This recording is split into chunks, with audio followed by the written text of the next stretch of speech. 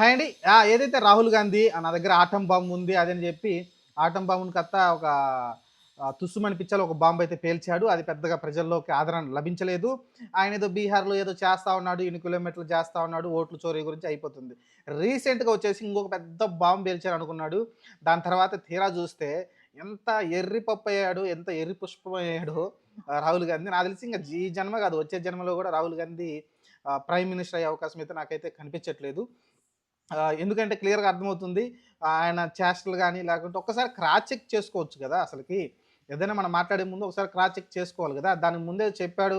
ఏదైతే కర్ణాటకలో జరిగిన ఒక నియోజకవర్గం సంబంధించి, అక్కడ ఒక వ్యక్తికి 4 ఓట్లోని, 5 ఓట్లోని అని మాట్లాడాడు. ఓకే. దాని క్రాస్ చెక్ గురించి కూడా మనం మాట్లాడాం. ఇది ఇలా ఉంటుంది. ఒక వ్యక్తికి 3 ఓట్లు ఎలా ఉంటాయంటే చెప్పాం. దాని గురించి మాట్లాడుకున్నాం. ఇప్పుడైతే ఉత్తరప్రదేశ్‌లో సంబంధించి ఒక వ్యక్తికి ఒక్కలే తండ్రి మొత్తం 50 ఓట్లయితే ఉన్నాయి. వాళ్ళు గూడా 30 సంవత్సరాల వాళ్ళు, 40 సంవత్సరాల వాళ్ళు, 60 సంవత్సరాల వాళ్ళు గూడా ఉన్నారు ఆయనకి కొడుకులు.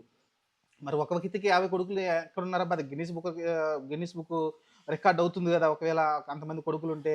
కానీ అక్కడ నిజాలేంటంటే తెలుసుకోవడానికి ఒక్కసారి దాన్ని క్రాస్ చెక్ జేస్తే ఏమైందంటే అది ఒక ఆశ్రమం. ఆశ్రమంలో ఉన్న అందరూ గూడా ఎవరైతే అనాథలొస్తారో వాళ్ళందరూ గూడా వాళ్ళ గురూజీ గారి పేరైతే తండ్రి పేరుగైతే పెట్టుకోవడం జరిగింది వాళ్ళ కార్డులలో. ఓటర్ కార్డులలో. దీన్నేంటంటే అలో చేస్తుంది మన రాజ్యాంగం ప్రకారం, చట్ట ప్రకారం ఏందంటే ఎవరైతే తల్లిదండ్రులు లేకపోతారో వాళ్ళు ఆశ్రమంలో ఉన్న గురూజీకి పెద్దగా ఎవరైతే ఉంటారో వాళ్ళ పేరునైతే వాళ్ళకి తండ్రికైతే పెట్టుకోవచ్చంట. దాని ప్రకారం అయితే వాళ్ళైతే అక్కడ ఎవరైతే అనాథలు ఉన్నారో వాళ్ళు దాదాపు ఒక 50 మంది వాళ్ళందరూ గూడా వాళ్ళ గురూజీ గారి పేరుని తండ్రి పేరుగైతే పెట్టుకోవడం చూసాం. దాన్ని ఓదో నేను సాధించేసాను, అది చేశాననైతే ఒక పెద్ద బాంబ్ పేల్చాను, మళ్ళీ ఆటం బాంబ్ పేల్చాను అని మాట్లాడుకుంటూ వచ్చాడు రాహుల్ గాంధీ. ఎంతలా ఎరుపుష్పం వేయడో అర్థమైపోయింది కదా! మళ్ళీ క్రాస్ చెక్ చేసుకుంటే. అదే రాహుల్ గాంధీ ఒకసారి క్రాస్ చెక్ చేసుకుంటే నిజంగానే ఆయనకి 50 మంది కొడుకులున్నారని ఒక్కసారి ఆ ఏరియాకెళ్ళి, ఆ ఏరియాలో ఉన్న కనీసం ఈ కాంగ్రెస్ సంబంధించిన వ్యక్తులన్నా వెళ్ళేసి ఒకసారి క్రాస్ వెరిఫై చేసుకుంటే ఇంత అవమానకరంగా ఉండేది కాదు కదా! కాబట్టి ఈ రకంగా అయితే ప్రతి దాంట్లో కూడా ఒక వెర్రిపుష్పంలాగా తయారవుతున్నాడు రాహుల్ గాంధీ. ఆయన ఏ అడుగు వేసినా సరే అదొక ఫెయిల్యూర్ అడుగులాగా కనిపిస్తుంది కాబట్టి పెద్దగా సక్సెస్ ఏం కనిపించట్లేదు. ఆయన చెప్పిన ఓట్ల చోరీ గురించి పెద్దగా అసలకి ఏం రెస్పాన్స్ ఏం కనిపించట్లేదు. ఎవరు దాని గురించి పెద్ద చర్చ కూడా చేయట్లేదు. చాలామంది దీన్ని ఇంక ఓడిపోయిన వాళ్ళు దాన్ని మాట్లాడుతున్నారు తప్ప ఎవరైనా అంతే కదా! ఓడిపోయిన ప్రతి ఒక్కళ్ళు కూడా ఇంగ రాహుల్ గాంధీకి ఏదో నామకే వాస్తుగా చెప్తున్నారు తప్ప వాళ్ళు కూడా పెద్దగా దీన్ని ముందుకే తీసుకెళ్ళట్లేదు. ఎందుకంటే ఇంతకుముందు వైసీపీ 151 సీట్లు గెలిచింది మరి. పవన్ కళ్యాణ్ లాంటి ఫెమిలియర్ ఫేస్ పట్టుకొని ఆయన 2 చోట్ల ఓడిపోయాడు. ఆ రోజున మరి ఓట్ల చోరీ వల్లనే పవన్ కళ్యాణ్ ఓడిపోయాడా? భీమవరం, గాజువాకలో. మరి చంద్రబాబు నాయుడుకి 23 సీట్లు రావడం ఏంది? 40% ఓట్లున్న ఆయనకి 23 సీట్లే రావడం చూసాం గదా! మరి. అంత బలంగా ఉన్న టీడీపీకి 23 ఓట్లొచ్చి 23 సీట్లు ఎమ్మెల్యే సీట్లొచ్చినాయంటే మరి ఆ రోజున మరి వైసీపీ ఏం జిమ్మిక్కి చేసింది? ఆ రోజు ఇదే మన ఎన్‌డీఏ ఉంది గదా! కేంద్రంలో గూడా మరి ఆ రోజు జగన్మోహన్ రెడ్డి ఈ దొంగ ఓట్లతోని గెలిచాడా? ఈరోజు జగన్మోహన్ రెడ్డి సంబంధించిన వాళ్ళు, మిగతా వాళ్ళు, ఈ ఆరా మస్తాన్ లాంటి వాళ్ళు సఫాలజిస్టులు ఎవరైతే ఉన్నారో వాళ్ళు ఈరోజు మళ్ళీ మాట్లాడుతున్నారు.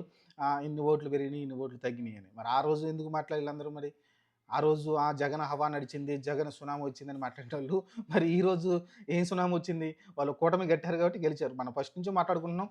ఖచ్చితంగా పవన్ కళ్యాణ్, బీజేపీ అలానే మీరు చూసుకుంటే చంద్రబాబు నాయుడు కలిస్తే ఖచ్చితంగా ఎక్కువ పర్సెంటేజ్ గెలిచే అవకాశం ఉంటుంది. నెక్స్ట్ వచ్చే ఎలక్షన్‌లో కూడా చాలా టఫ్ అయిపోతుంది వైసీపీకి. ఏదో మహా వ్యతిరేకత వచ్చి ఇంక జనాల్లో బీభత్సమైన వ్యతిరేకత వస్తే తప్ప ఈ ఓటమిని తప్పించుకోలేదు.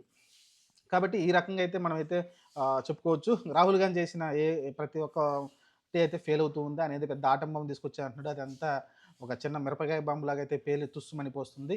పెద్దగా ఇంపాక్ట్ అయితే కలిగించట్లేదు ఆయన ఆటం బాంబులు. మరి చూద్దాం మరి ఇప్పటికైనా ఒకసారి మళ్ళీ ఇంకా ఓట్ల చోరీ గురించి ఆయన మాట్లాడుతూనే ఉన్నాడు.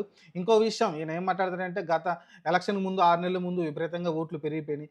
ఈ బుద్ధి బుర్రోడికి కొంచెమైనా ఒక తెలివున్నోడికి ఎవడికైనా మనకు క్లియర్‌గా అర్థమవుతుంది. ఎలక్షన్ ముందు ఒక సంవత్సరం ముందో లేకుంటే 6 నెలల ముందో ఓట్లు జాయినింగ్ అనేది విపరీతంగా జరుగుతుంది. ప్రతి రాష్ట్రంలో జరుగుతుంది. ప్రతి చోట జరుగుతుంది. ఇప్పుడు టీడీపీ గాని, వైసీపీ గాని, ఇటు బీఆర్ఎస్ గాని, కాంగ్రెస్ గాని ఎవరైనా సరే వాళ్ళకి సంబంధించిన ఓటర్లు ఎవరైనా 18 సంవత్సరాలు నిండిన వాళ్ళు ఎవరైనా ఉంటే ఇమ్మీడియేట్‌గా ఆ పిల్లాడికి ఓట్లు హక్కును కల్పించడానికి వాళ్ళు ప్రయత్నిస్తారు. ఎందుకంటే ఆ ఓటు మనకొస్తది కాబట్టి ఓటు వాళ్ళే దగ్గరుండి మనకైతే ఓటైతే ఇప్పించడం జరుగుతుంది.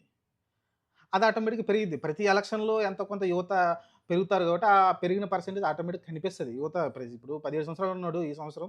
వచ్చే సంవత్సరానికి 18 సంవత్సరాలకు వస్తాడు గదా! వచ్చినప్పుడు ఆటోమేటిక్‌గా అతనికి ఓటు హక్కు వస్తది గదా! ఆటోమేటిక్‌గా వాళ్ళందరూ ఓటర్ లిస్ట్‌లో జాయిన్ అవుతారు గదా! జాయిన్ అయినప్పుడు ఆటోమేటిక్‌గా పర్సెంటేజ్ పెరిగిద్ది గదా! ఇంత జ్ఞానం లేకుండా ఎలా ప్రవర్తిస్తున్నాడో నాకైతే అర్థం కావట్లేదు రాహుల్ గాంధీ. ఓవరాల్‌గా అయితే ప్రతి ఒక్కళ్ళు గదా! ఇప్పుడు ఎమ్మెల్సీ ఎన్నికలున్నాయి. ఏదైతే పట్టభద్రుల ఎలక్షన్లు ఉన్నాయి, ఎవరైతే డిగ్రీ ఉన్నోళ్ళు, బీటెక్ ఉన్నోళ్ళు వాళ్ళని జాయిన్ చేస్తారు కదా! ఆ రోజున. ఈ ఎమ్మెల్సీ ఓట్ల కోసం వాళ్ళ దగ్గరుండి మరి వాళ్ళే ఓటు అయితే కల్పిస్తా ఉంటారు. ఎవరైతే ఈ డిగ్రీ పాస్ అయినోళ్ళు ఏదైతే ఉంటుందో వాళ్ళ దగ్గర. కాబట్టి ఈ రకంగా అయితే ఓట్లు జాయినింగ్ అయితే జరుగుతా ఉంటుంది. దీన్ని పట్టుకొని ఏమి అర్థం పర్థం లేకుండా అయితే రాహుల్ గాంధీ మాట్లాడుతా ఉన్నాడు. అదే చెబుతుండా ఈ జన్మ కాదు, వచ్చే జన్మలో కూడా ఆయన ఏ రకంగా ఉంటే ఆయన ప్రధానమంత్రి కాలేడు.